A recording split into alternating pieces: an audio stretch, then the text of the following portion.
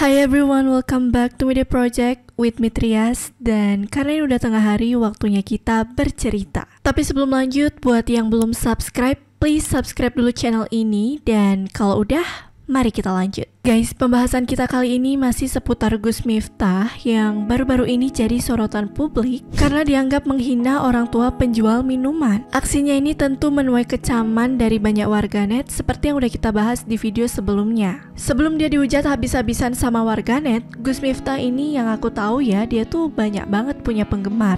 Bahkan kalau kalian pernah lihat ya, sampai ada loh truk di jalan yang pakai poster mukanya dia. Mungkin saking ngefansnya kali ya. Secara kan Gus Miftah ini pendakwah agama yang terkenal, terus juga caranya membawakan itu nggak kaku ataupun tegang gitu loh, jadi santai gitu. Tentunya hal tersebut yang membuat dia dikagumi banyak orang guys. Tapi di video kemarin yang sempat kita bahas, di sisi lain Gus Miftah ini menjadikan ejekan itu sebagai candaan, dimana hal tersebut seolah-olah dia menormalisasi bullying sebagai guyonan guys. Sangat disayangkan sekali ya guys. Contohnya kayak yang lagi viral ini, bapak penjual es teh. Padahal ada salah satu video yang memperlihatkan dimana Gus Miftah itu pernah bilang, jangan pernah menghina orang, ketika orang lain membalasnya dengan hinaan juga, kita nggak masalah. Tapi yang paling celaka adalah ketika kita menghina orang lain sementara dibalas dengan senyuman, modar kita. Nah, sekarang gimana?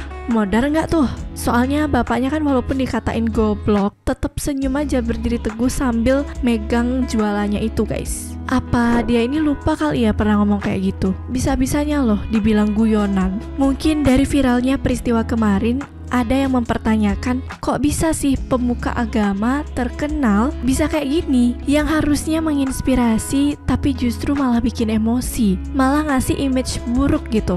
Nah, aku sendiri tuh juga ikut penasaran guys jadinya, gimana sih latar belakang dari Gus Miftah ini, gimana profilnya, asal muasalnya sampai jadi pendakwah agama kayak sekarang ini guys. Nah, jadi dari hasil searching aku, mengutip dari dokumen unggahan repositori UIN Profesor Kiai Haji Saifuddin Zuhri, nama lengkapnya Gus Miftah adalah Miftah Maulana Habibur Rahman. Ia merupakan pria kelahiran Lampung 5 Agustus 1981. Pendakwa ternama Indonesia itu merupakan anak ketiga dari 5 bersaudara dan merupakan keturunan Kiai Ageng Hasan Besari, pendiri Pondok Pesantren Tegalsari di Ponorogo. Gus Miftah menempuh pendidikan di lembaga pendidikan Islam. Ia juga aktif berdakwah sejak muda. Pantesan terkenal banget ya, ternyata udah aktif mendakwah sejak muda guys. Keren sih. Nah, melansir dari laman Antara, gaya dakwahnya Gus Miftah ini bisa terbilang humoris, santai, dan mudah dipahami guys. Itu yang membuat banyak kalangan, bahkan anak-anak muda juga suka mendengar dakwahannya dia.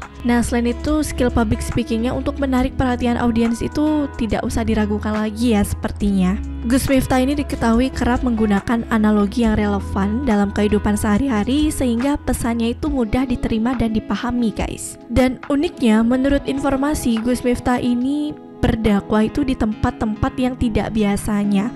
Biasanya orang berdakwah di mana guys? Di tempat agama gitu mungkin ya. Terus di mana gitu, di suatu tempat yang emang masih masuk di akal gitu ya. Nah, Gus Miftah ini pernah berdakwah di klub malam guys. Coba bayangin, klub malam nggak tuh? Jadi bayangin ya guys, ada orang yang ke klub malam, di sana niatnya party, terus tiba-tiba denger dakwahan, jadinya hijrah, nggak jadi party dia. Tapi aku baru tahu loh tentang Gus Miftah yang pernah dakwah di klub malam. Dan itu katanya tujuannya supaya lebih banyak orang bisa menjangkau ilmu agama. Kadang emang susah ya disuruh dengerin ceramah itu, kayak apalagi kalangan anak muda, itu kayak mager banget dengerin ceramah panjang gitu.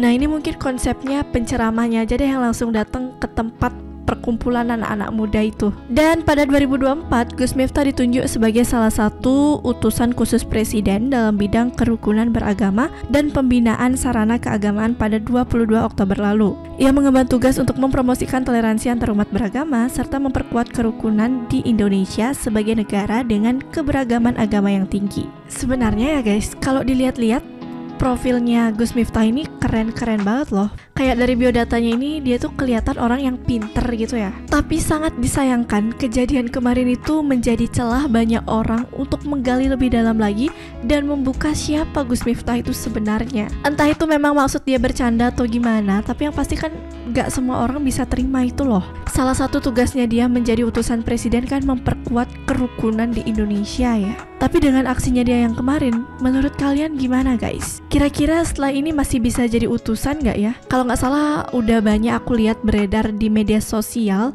petisi-petisi untuk memberhentikan Gus Miftah. Nah, aku mau tahu dong sudut pandang kalian tentang pembahasan ini, so please tuliskan di kolom komentar. And by the way, gitu dulu ya video kali ini. Jangan lupa untuk like dan komen video ini. Jangan lupa juga untuk nyalakan notifikasi kalian supaya nggak ketinggalan hal-hal menarik lainnya. By the way, setelah ini kita bakal bahas apa lagi ya guys? Komen di bawah dong. Thank you so much for watching and see you in next video. Bye-bye.